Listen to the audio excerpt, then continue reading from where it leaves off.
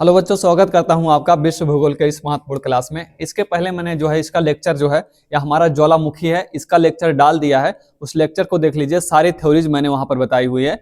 उसके बाद जो है क्वेश्चन लगाओगे तो ये हमने का प्रैक्टिस क्लास होगा आपका। आइए पहले क्वेश्चन के साथ स्टार्ट करते हैं। ज्वालामुखी को कौन सी घटना धरातल पर घटित नहीं होती? तो पूछा गया है कौन सी घटना धरातल पर घटित नहीं होती। पहला क्वेश्चन हमारा ज्वालामुखी, सुनामी, अपरदन, अपक्षय। तो कौन सी घटना जो धरातल पर घटित नहीं होगी? बताइए। ज्वालामुखी है, सुनामी है, अपरदन है या अपक्षय है? तो आप जानते हो जो ज्वालामुखी होता है ये घटना जो आपका धरातल पर घटित नहीं होती। बाकी सारी घटनाएं आप देखोगे, सुनामी हमारी सतह पर घटित होती है और अपरदन जो है हमारी सतह पर घटित होती है और अपक्षय प्रक्रिया भी हमारी सतह पर होती है। बाकी ज्वालामुखी जो ये आंतरिक प्रक्रिया है जो पृथ्वी के हमने कहा आंतरिक भाग में घटित होती है ना। इसके बाद अगला प्रश्न हमारा, भारत का सक्रिय ज्वालामुखी बैरन कहाँ स्थित है? तो भारत के अंदर मैंने आपको बताया था कि दो ज्वालामुखी है, एक नारकुंडम है और एक दूसरा कौन सा है आपका बैरन है। तो बैरन जो है हमारा सक्रिय प्रकार का ज्वालामुखी है और जो आपका बैरन है वो कैसा है, वो प्रसुप्त ज्वालामुखी है। तो सक्रिय ज्वालामुखी मात्र एक है भारत के अंदर, वो कौन सा है? बैरन ज्वालामुखी। लेकिन पूछा गया है ये कहाँ पर स्थित है? मिनिकॉय द्वीप पर, अंडमान निकोबार द्वीप पर, खंपात की खाड़ी पर या लक्षद्वीप पे। तो कहां पर स्थित है ये? तो जो हमारा बैरन ज्वालामुखी है ये अंडमान निकोबार द्वीप के अंतर्गत आता है। अंडमान निकोबार द्वीप में स्थित है बैरन ज्वालामुखी। और जो दूसरा हमारा ज्वालामुखी है नारकोंडम, वो भी आपका कहां पर है? वो भी आपका अंडमान निकोबार के अंदर ही है। ठीक है। नेक्स्ट क्वेश्चन है, किस महाद्वीप में कोई भी सक्रिय ज्वालामुखी नहीं है? तो कोई भी सक्रिय ज्वालामुखी किस महाद्वीप में नहीं है पूछा गया है।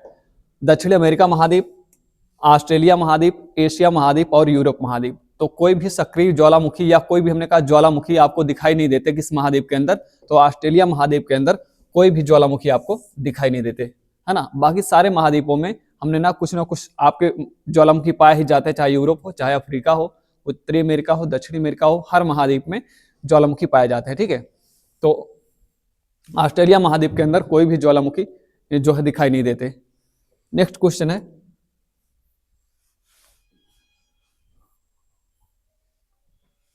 ठीक है, अगला प्रश्न हमारा, 10,000 धुआरों की घाटी कहां स्थित है? तो 10,000 धुआरों की घाटी आपसे पूछा गया है। 10,000 धुआरों की घाटी कहां स्थित है?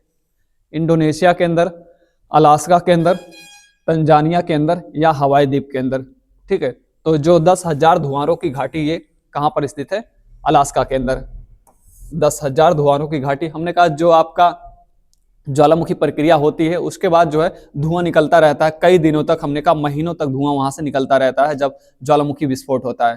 तो यहाँ पर देखेंगे ये जो घटना होती है अलास्का के अंदर ज्यादा होती है कि वहां के ज्वालामुखी विस्फोट के बाद महीनों तक या हमने कहा बहुत दिनों तक जो है धुआं निकलता रहता है। इसीलिए 1000 धुआरों की घाटी किसको कहा जाता है? 1000 धुआरों की घाटी अलास्का को कहा जाता है। यहाँ पर स्थित है 1000 धुआरों की घाटी।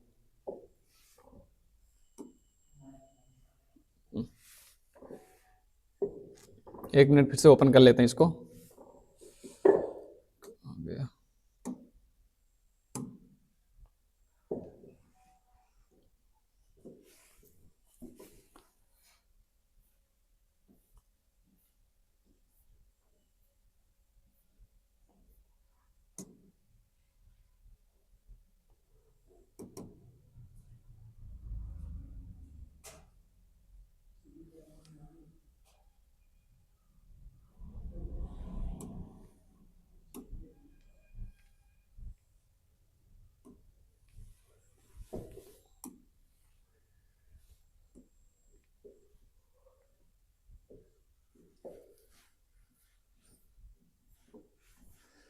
ठीक है। तो मैंने कहा 1000 धुआरों की घाटी आपकी कहां पे स्थित है? तो अलास्का के अंदर। अगला प्रश्न जो हमारा है, गेसर का संबंध किससे है? तो गेसर क्या होता है या इसको गीजर कहा जाता है? तो गीजर जो होता है ये गर्म जल का स्रोत होता है, गीजर। ठीक है। मैंने कहा ये जो आपका गेसर या गीजर होता है ये क्या होता है? गर्म जल का स्रोत, जिसको हम गीजर भी कहते हैं। गीजर गर्म जल का स्रोत। ठीक है। ये जो गर्म जल का स्रोत हमने कहा ज्वालामुखी प्रक्रिया के बाद, विस्फोट के बाद बहुत जगह ऐसा होता है, हमने कहा वहां से पानी निकलता रहता है, वो गर्म पानी होता है, तो उसी को क्या कहा जाता है, उसी को गेसर या गीजर कहा जाता है ना। तो ये जो है किस प्रक्रिया से संबंधित है, चट्टान से संबंधित है, सुनामी से या ज्वालामुखी से या भूकंप से। तो आप जानते हैं ये जो प्रक्रिया संबंधित है, गीजर या गेसर कहा जाता है इसको, ये आपका ज्वालामुखी प्रक्रिया से संबंधित है। ठीक है, विस्फोट के बाद हमने कहा कुछ जगह ऐसा होता है जल निकलता है, गर्म जल, इसका उपयोग हमने कहा भूतापी ऊर्जा के रूप में भी किया जाता है। अगला क्वेश्चन है रिंग ऑफ फायर का संबंध किससे है। तो रिंग ऑफ फायर, आप जो हमने कहा, आपको बताया था कि जो परिप्रशांत पेटी है, जो पूरा प्रशांत महासागर का क्षेत्र है, वो जो बेल्ट है हमारा, वहां पर ज्यादा ज्वालामुखी आते हैं, उसी को कहा जाता है रिंग ऑफ फायर। तो रिंग ऑफ फायर आप जब भी देखोगे तो जो परिप्रशांत पेटी है या प्रशांत महासागर का पूरा क्षेत्र है, ज्यादातर ज्वालामुखी वहीं पर आते हैं। चाहे आपका उत्तर अमेरिका महाद्वीप का पश्चिमी छोर हो, चाहे हमने कहा पूरा जापान का क्षेत्र हो, या रसिया का जो है पूर्वी क्षेत्र हो, वहीं पर हमने कहा सारे ज्वालामुखी ज्यादा आते हैं, इसीलिए उसको क्या कहा गया है, उसको रिंग ऑफ फायर कहा गया है। ठीक है, तो रिंग ऑफ फायर का संबंध किससे है, चट्टान से, सुनामी से, ज्वालामुखी से, तो भूकंप से। तो किससे संबंध होगा इसका, ज्वालामुखी से। तो रिंग ऑफ फायर कहाँ बनता है, प्रशांत महासागर या जो हमने कहा प्रशांत महासागरीय क्षेत्र है, उन क्षेत्रों में रिंग ऑफ फायर बनता है। और रिंग ऑफ फायर उसी को कहा जाता है जहां पर ज्वालामुखी ज्यादा आते हैं। मतलब पूरा जो आपका इस तरह से बेल्ट बनेगा, जैसा आप देखोगे उत्तरी अमेरिका महाद्वीप के इधर, और मैंने कहा जो रूस है और जापान का क्षेत्र है इधर। ठीक है, इस प्रकार के हमने कहा जगह जगह जो आपका ज्वालामुखी विस्फोट होता है, तो इस तरह से आपका जो स्वरूप बनता है उसी को रिंग ऑफ फायर कहते हैं। ठीक है, नेक्स्ट है पीलियन तुल्य ज्वालामुखी का उदाहरण है। पीलियन तुल्य ज्वालामुखी का कौन सा उदाहरण है। तो मैंने आपको बताया था कि जो है ज्वालामुखी 4 प्रकार के होते हैं, किस आधार पर, तो विस्फोट के आधार पर ज्वालामुखी 4 तरह के होते हैं, और विस्फोट के काल के आधार पर, विस्फोट के अवधि के आधार पर जो ज्वालामुखी आपके कितने प्रकार के होते हैं, 3 तरह के होते हैं। तो वो जो हमने कहा 4 तरह का होता है, उसके अंतर्गत पीलियन तुल्य ज्वालामुखी का उदाहरण इसमें कौन सा है, या पीलियन तुल्य ज्वालामुखी किसको और कहा जाता है, विसूसियस तुल्य को, हवाईयन तुल्य को, बाल्केनियन तुल्य को, स्ट्राम्बोली तुल्य को। आप जानते हैं स्ट्राम्बोली एक ज्वालामुखी है, और स्ट्राम्बोली के आसपास जितने ज्वालामुखी हमने कहा उद्गार होता है, उसको कह दिया गया है स्ट्राम्बोली तुल्य ज्वालामुखी। बाल्केनियन हमने कहा आपका जो इटली के पास का क्षेत्र है, वहां पर हमने कहा बाल्केनियन ज्वालामुखी विस्फोट होते हैं, तो उन सारे ज्वालामुखियों को मिलाकर बाल्केनियन टाइप का ज्वालामुखी कह दिया गया है ना। उसके बाद हवाईयन तुल्य ज्वालामुखी जो आपका मुनलोवा है, या उसके अलावा आपका जो किलाउ ज्वालामुखी है, ये सारे ज्वालामुखी जो है, जो प्रशांत महासागर में ज्वालामुखी का विस्फोट होता है, उन सारे ज्वालामुखियों का नाम रख दिया गया है हवाईयन तुल्य। तो किस आधार पर, विस्फोट के आधार पर, उसके लावा की प्रकृति के आधार पर। विसूसियस तुल्य ज्वालामुखी आपका, आप जानते हैं विसूसियस जो इटली में है, और यहाँ के जो ज्वालामुखी होते हैं, इनका जो लावा होता है उस आधार पर, और विस्फोट की प्रकृति का आधार, मतलब किसी में विस्फोट बहुत तेजी से होता है, किसी में विस्फोट बहुत हमने कहा थोड़ा सा उसकी अपेक्षा स्लो होता है ना। तो उस आधार पर 4 प्रकार के आपके ज्वालामुखी होते हैं। तो इसमें पूछा गया है पीलियन तुल्य ज्वालामुखी का उदाहरण कौन सा है, विसूसियस तुल्य, हवाईयन तुल्य, बाल्केनियन तुल्य या स्ट्राम्बोली तुल्य। तो पीलियन तुल्य ज्वालामुखी का जो उदाहरण वो कौन सा आपका, विसूसियस तुल्य। या कहें तो पीलियन तुल्य ज्वालामुखी को और क्या कहा जाता है, तो और उसे विसूसियस तुल्य ज्वालामुखी कहा जाता है। ठीक है, अगला है संसार का सबसे बड़ा सक्रिय ज्वालामुखी कौन सा है। तो संसार का जो सबसे बड़ा सक्रिय ज्वालामुखी ये पूछा गया कौन सा है, देवबंद, मोनोलोवा, कोहे सुल्तान, हवाई द्वीप। तो मैंने आपको बताया था जो सर्वाधिक सक्रिय ज्वालामुखी है वो कौन सा है आपका, वो आपका किलाउ है। किलाउ जो है सर्वाधिक सक्रिय ज्वालामुखी, मतलब सबसे ज्यादा एक्टिव है, बार बार उसमें हमने कहा विस्फोट होता रहता है या उद्गार होता रहता है। लेकिन आपका जो अगर बड़ा पूछा जाए, सबसे बड़ा सक्रिय ज्वालामुखी है क्षेत्रफल के अनुसार सबसे बड़ा, जो सबसे ज्यादा जगह छेके हुए है, उस हिसाब से देखें तो मोनोलोवा जो है ये आपका ज्वालामुखी, ये विश्व का सबसे बड़ा सक्रिय ज्वालामुखी कहलाता है मोनोलोवा। ठीक है, ये सर्वाधिक क्षेत्र को कवर करता है। अगला है निम्नलिखित में से कौन मृत ज्वालामुखी का उदाहरण नहीं है। मृत ज्वालामुखी का कौन सा उदाहरण नहीं है इसमें, देवबंद, मोनोलोवा और आपका कोहे सुल्तान और चिम्बराजो, मृत ज्वालामुखी का कौन सा उदाहरण नहीं है। तो आप जानते हैं देवबंद जो है ये एक मृत ज्वालामुखी, या जिसको प्रसुप्त ज्वालामुखी कहा जाता है, सॉरी शांत ज्वालामुखी कहा जाता है। तो देवबंद एक शांत ज्वालामुखी है या मृत ज्वालामुखी, दोनों एक ही बात है, शांत ज्वालामुखी या मृत ज्वालामुखी। मुनलोवा आपका जो है ये शांत ज्वालामुखी ना तो मृत ज्वालामुखी है, ये सक्रिय ज्वालामुखी। आप जानते हैं मुनलोवा कैसा है, सक्रिय है। कोहे सुल्तान एक मृत या शांत ज्वालामुखी है और चिम्बराजो आपका एक मृत या शांत ज्वालामुखी है। तो मुनलोवा सक्रिय ज्वालामुखी ये नहीं है, बाकी सारे जो है शांत प्रकार के ज्वालामुखी हैं। तो कौन सा हमने कहा मृत ज्वालामुखी का उदाहरण नहीं होगा, मुनलोवा। तो सही विकल्प कौन सा होगा, मुनलोवा। ठीक है, अगला प्रश्न है, किस प्रकार की ज्वालामुखी की आकृति गोभी के फूल जैसी होती है। तो गोभी के फूल जैसी किस प्रकार के ज्वालामुखी की आकृति होती है, पूछा गया है। गोभी के फूल की जैसी, देखिए गोभी का फूल का मतलब होता क्या है, जो हमने कहा लावा होता है। लावा जो ज्वालामुखी विस्फोट के बाद निकलता है, या तो वह क्षारी होगा या तो अम्लीय होगा। तो जो हमने कहा अम्लीय होता है, जो लावा अम्लीय होता है, जिसमें सिलिका की मात्रा अधिक होती है, तो 50% से ज्यादा उसमें सिलिका की मात्रा होती है, मतलब सिलिका की मात्रा अधिक होती है उस लावा में, वो हमने कहा गाढ़ा ज्यादा होता है, वो फैल नहीं पाता ज्यादा, है ना। वो जैसे जैसे हमने कहा विस्फोट होता है, वो जल्दी जल्दी जम जाता है और वैसा ही रूप धारण कर लेता है। लेकिन जो हमने कहा क्षारी लावा होता है, वो हमने कहा वो फैल जाता है तेजी से सतह पर, और वो हमने कहा दूर तक फैलता है। और उसी तरह से हमने कहा कुछ राख का गुबार आसमान में उड़ता है। तो हमने कहा जो राख का गुबार, तो राख के गुबार के साथ हमने कहा कुछ लिक्विड भी होता है।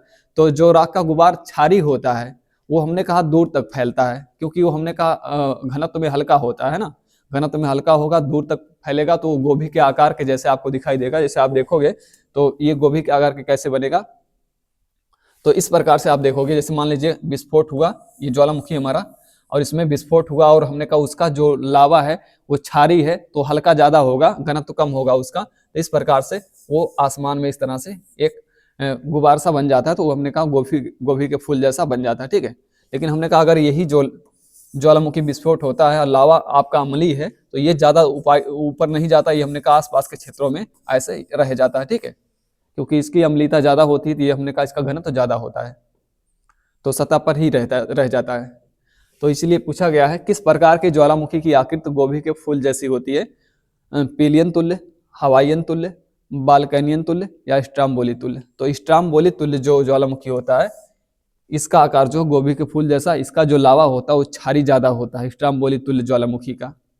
तो इसका लावा क्षारी ज्यादा होगा, तो हल्का बहुत होगा, तो आसमान में ज्यादा ऊपर तक जाएगा, और इस प्रकार से हमने कहा आकृति का निर्माण कर देगा, जिससे गोभी तुल्य ज्वालामुखी या स्ट्राम्बोली तुल्य ज्वालामुखी कहा जाता है। अगला क्वेश्चन है, निम्नलिखित में से कौन सुमेलित नहीं है, कौन सा इसमें सुमेलित नहीं है, ये पूछा गया है, कौन सा सुमेल सही नहीं है, ज्वालामुखी के बारे में कौन सा सुमेल सही नहीं है। सॉरी, एक बार पुनः इसको खोलते हैं, बंद हो जा रहा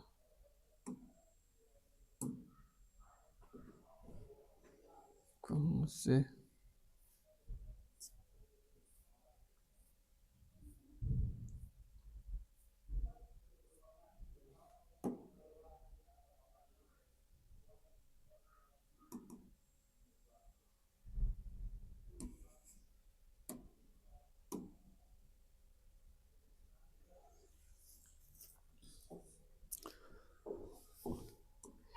ये एप्लीकेशन रिस्पॉन्ड नहीं कर रहा बढ़िया से, इसलिए थोड़ा सा बंद हो गया था।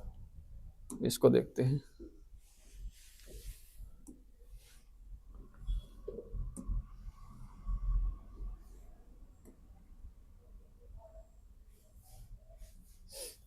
तो मैंने कहा ये जो ज्वालामुखी से संबंधित सारे प्रश्न आते हैं, जो लेक्चर को आप देखोगे, लेक्चर के बाद क्वेश्चन को करोगे, तो इतना अच्छे तरीके से ये तैयार हो जाएगा आपका कि दोबारा भूलेगा नहीं, है ना। तो पहले लेक्चर देखिए पूरा, उसके बाद जो है क्वेश्चन करें तब, ताकि उससे जो हमने कहा आपका जो सारा डाउट होता है वो क्लियर हो जाए। ठीक है,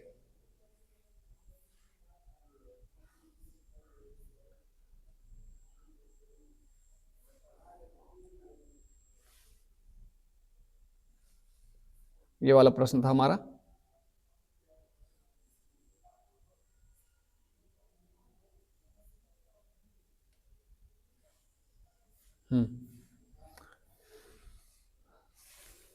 ये वाला अगला था, निम्नलिखित में से सुमेलित नहीं है, कौन सा सुमेल नहीं है इसमें पूछा गया है, कौन सा सुमेलित नहीं है।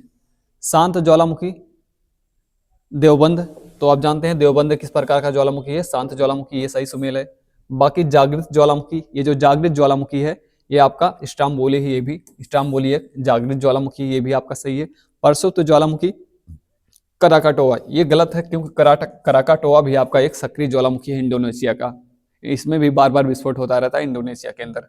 निष्क्रिय ज्वालामुखी एटना, एटना जो है निष्क्रिय ज्वालामुखी है, ये आपका यहाँ दिया गया है, तो ये भी आपका जो है सही है। उसके बाद आपका मैंने कहा प्रसुप्त ज्वालामुखी, ये कराकाटोआ प्रसुप्त ज्वालामुखी नहीं है, ये कैसा ज्वालामुखी है, ये आपका एक्टिव वोल्केनो है, ठीक है। तो इस प्रकार से ये सारे सुमेल सही होंगे।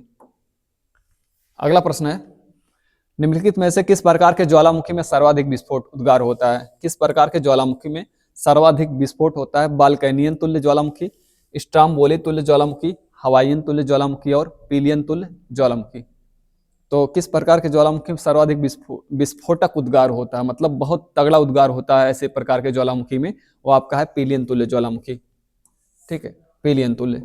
तो जो कैरेबियन सागर है, अमेरिका के आसपास का क्षेत्र जो है, दक्षिण अमेरिका के उत्तर में और आपके उत्तरी अमेरिका महाद्वीप के जो दक्षिण में पूरा क्षेत्र है कैरेबियन सागर के, वहां पर हमने कहा जो ज्वालामुखी आते हैं उसको कहा जाता है पिलियन तुल्य ज्वालामुखी। और सबसे हमने कहा जो घातक विस्फोट होता है पिलियन तुल्य ज्वालामुखी के प्रकार के ज्वालामुखी में होता है, ठीक है। अगला प्रश्न है, प्रशांत महासागर का चौराहा किसे कहा जाता था? तो प्रशांत महासागर का चौराहा किसे कहा जाता है? कोटापैक्सी स्ट्रोम्बोली को, किलाउ ज्वालामुखी को या मैनुलोवा ज्वालामुखी को? तो जो प्रशांत महासागर का चौराहा कहा जाता है वो किसको कहा जाता है? मैनुलोवा को, किलाउ को या मैंने कहा कोटापैक्सी को। तो जो प्रशांत महासागर का चौराहा है वो मैनुलोवा ज्वालामुखी को कहा जाता है, प्रशांत महासागर का चौराहा। अगला है, क्रेटर मुख्यतः किस आकृति के होते हैं? क्रेटर किस आकृति के होते हैं ये पूछा गया है।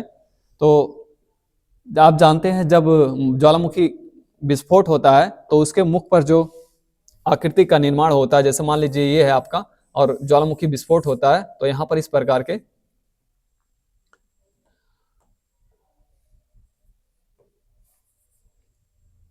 इस प्रकार से एक आकृति का निर्माण हो जाता है यहां पर, तो उसको क्या कहते हैं? उसको क्रेटर कहते हैं, ठीक है। और इसी क्रेटर को कार्लडेरा भी कहा जाता है, कार्लडेरा। ये क्रेटर भी है और कार्लडेरा भी है। जब इसका आकार जो है बड़ा हो जाता है, एक तालाब जैसा हो जाता है, तालाब से कहीं बहुत बड़े होते हैं ये, तो कहने का मतलब हमने कहा पहले छोटा होता है और उसी क्रेटर का आकार जब बड़ा हो जाता है उसको क्या कहते हैं? उसको कार्लडेरा कहा जाता है। पहले इसको क्या कहते हैं? इसको पहले क्रेटर कहा जाता है, ठीक है। तो क्रेटर है और इसका आकार बड़ा हो जाएगा, उसी को कार्लडेरा कहेंगे। तो क्रेटर मुख्यतः कैसा होता है? ये कीपाकार होता है। कैसा? कीपाकार होता है। अगला है, ज्वालामुखी उद्गार के समय निकलने वाली गैस में जलवाष्प की मात्रा कितनी होती है? तो जब ज्वालामुखी उद्गार होता है तो मैंने बताया था आपको बहुत सारी गैसें निकलती हैं, जैसे sulphur dioxide, carbon sulphide, carbon dioxide, जलवाष्प। तो जब सबसे ज्यादा जो निकलता है वो क्या निकलता है? जलवाष्प निकलता है ज्वालामुखी विस्फोट के बाद, ठीक है। ज्वालामुखी प्रक्रिया जब होती है उसके बाद सबसे ज्यादा कौन सी गैस निकलती है? जलवाष्प निकलती है। तो जलवाष्प कितना परसेंट निकलता है? लगभग 80 से 90% जलवाष्प ही निकलता है ना। तो ज्वालामुखी उद्गार के समय निकलने वाली गैस में जलवाष्प की मात्रा कितनी होती है? 80 से 90%। मतलब सबसे ज्यादा जो गैस निकलेगी ज्वालामुखी से, आपसे पूछा जाता है सबसे ज्यादा कौन सी गैस निकलती है, तो जलवाष्प निकलती है।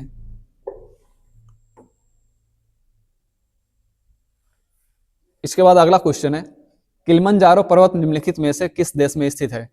किलिमंजारो पर्वत कहां पर स्थित है? ये ज्वालामुखी पर्वत है और ये कहां पर स्थित है? कोलंबिया के अंदर, पेरू के अंदर, चिली के अंदर या तंजानिया के अंदर? तो ये जो आपका किलिमंजारो पर्वत है ये कैसा पर्वत है? ज्वालामुखी पर्वत है। और ये कहां पर स्थित है? आपका तंजानिया के अंदर। और ये किस प्रकार का ज्वालामुखी है? तो ये शांत ज्वालामुखी है। तो विश्व का सर्वाधिक शांत ज्वालामुखी जब भी पूछा जाए सबसे अधिक शांत ज्वालामुखी कौन सा है, तो आपका किलिमंजारो ज्वालामुखी है, जो अफ्रीका महाद्वीप के तंजानिया देश के अंदर है, ठीक है। सर्वाधिक शांत ज्वालामुखी कहलाता है किलिमंजारो। तो किलिमंजारो आप जानते हैं ज्वालामुखी से निर्मित पर्वत है। तो ज्वालामुखी भी होता, पर्वत होता, मतलब ज्वालामुखी प्रक्रिया से अगर कोई पर्वत बना है तो उससे कहा जाता है ज्वालामुखी पर्वत, है ना। क्योंकि ज्वालामुखी जब विस्फोट होता है तो लावा जो जम जाता है निकलकर, जिसकी अम्लता ज़्यादा होती है तो जम जाता है तो पर्वत का निर्माण कर देता है। तो किलिमंजारो पर्वत तंजानिया के अंदर विश्व का सबसे शांत पर्वत है, शांत ज्वालामुखी। एल्मेस्टी ज्वालामुखी किस देश में है? Colombia, Peru, Chile, Italy. तो एल्मेस्टी जो ज्वालामुखी है ये कहाँ पे? कोलंबिया के अंदर, कोलंबिया के अंदर। अगला क्वेश्चन है सही सुमेलित नहीं है, कौन सा सही सुमेल इसमें नहीं है? एटना ज्वालामुखी कहाँ पर है, किस देश में? इटली में है, सही सुमेल है इसका।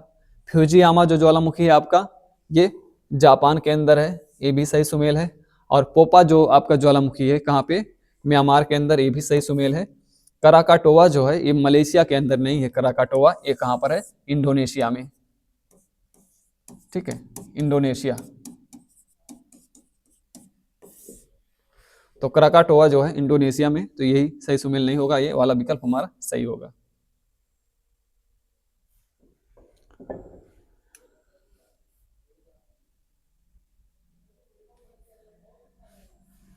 ठीक है, अगला क्वेश्चन है फ्यूजियामा किस देश का ज्वालामुखी है?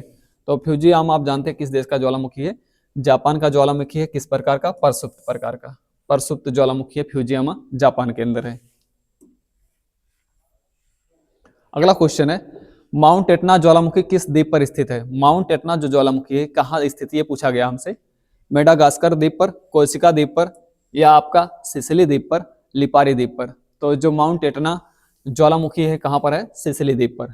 ये जो भूमध्य महासागर में, भूमध्य महासागर का प्रकाश स्तंभ कहा जाता है किसको? स्ट्राम्बोली को, ठीक है। तो स्ट्राम्बोली को कहा जाता है भूमध्य महासागर का प्रकाश स्तंभ। और पूछा गया ये दूसरा क्वेश्चन है माउंट एटना जो ज्वालामुखी किस द्वीप पर है? तो माउंट एटना जो है आपका वो सिसिली द्वीप पर है, ठीक है। अगला है एयरबस ज्वालामुखी कहाँ स्थित है? एयरबस ज्वालामुखी मात्र एक ज्वालामुखी है, ये आपके किस महाद्वीप के अंदर है? अंडमान निकोबार द्वीप में, आर्कटिका महासागर में, आर्कटिक महाद्वीप में, या अटलांटिक महासागर में। तो ये जो आपका एयरबस ज्वालामुखी है ये कहाँ पे है? आर्कटिक महाद्वीप के अंदर है। एकमात्र ज्वालामुखी है इस महाद्वीप में, आर्कटिक महाद्वीप, ठीक है, जिसे श्वेत महाद्वीप भी कहा जाता है आर्कटिक महाद्वीप को। तो इस महाद्वीप के अंदर एयरबस ज्वालामुखी मात्र एक ज्वालामुखी है आर्कटिक महाद्वीप में। अगला है ज्वालामुखी में जलवाष्प के अलावा मुख्य गैसें कौन कौन सी निकलती हैं? तो जो जलवाष्प के अलावा मुख्य गैसें निकलती हैं कौन कौन सी निकलती हैं? नाइट्रोजन, ऑक्सीजन, ऑक्सीजन तो निकलती नहीं, ये गलत हो गया। हाइड्रोजन, ऑक्सीजन, ऑक्सीजन इसमें भी ये गलत हो गया आपका। कार्बन डाइऑक्साइड, हाइड्रोजन और नाइट्रोजन, ठीक है, तो ये भी आपका गलत हो गया। सल्फर डाई, कार्बन डाइऑक्साइड और नाइट्रोजन, सही कौन सा होगा हमारा? Carbon dioxide, hydrogen, nitrogen, hydrogen, nitrogen, sulphur dioxide, carbon dioxide और नाइट्रोजन। तो हमारा ये वाला सही होगा, सल्फर डाइऑक्साइड, कार्बन डाइऑक्साइड और नाइट्रोजन, ठीक है। ये गैसें निकलती प्रमुख रूप से, सबसे ज्यादा जलवाष्प निकलता है।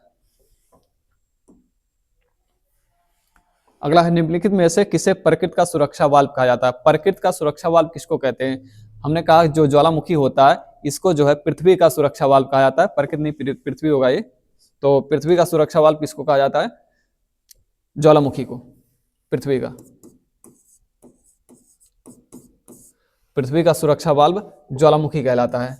तो जो अंदर की क्रियाएं होती, पृथ्वी के अंदर की क्रियाएं होती, या उसका जो टेम्परेचर होता है, जो दबाव होता है पृथ्वी का, ज्वालामुखी विस्फोट होने के बाद क्या होता है वो हमने कहा कम हो जाता है ना।